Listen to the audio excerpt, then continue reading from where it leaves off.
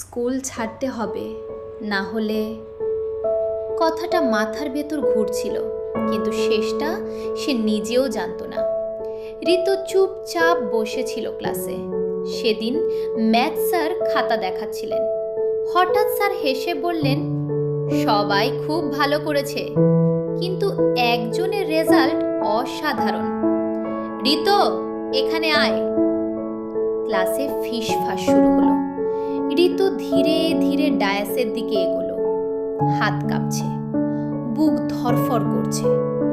Sir খাতাটা তুলে ধরে একটু হেসে বললেন, তুই 100 পেয়েছিস, তবে একটা শূন্য কম। পুরো ক্লাস হেসে উঠল। সেই হাসিটা ঋতের ভেতরটা ভেঙে দিল। সেদিনের পর বদলে গেল সে। খেলাধুলো বন্ধ, আড্ডা বন্ধ, শুধু বই আর নীরবতা। দিন কেটে গেল, আবার পরীক্ষা এলো, আবার সেই ক্লাস, সেই স্যার।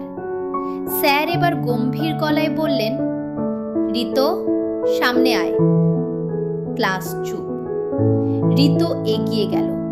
স্যার খাতাটা তুলে ধরে বললেন, এইবার পুরো 100। কেউ হাসল না। কিছুক্ষণ নিস্তব্ধতা। তারপর পুরো ক্লাস দাঁড়িয়ে তালি দিল। কখনো কখনো একটা শূন্য কম জীবনে অনেক কিছু যোগ করে দেয়।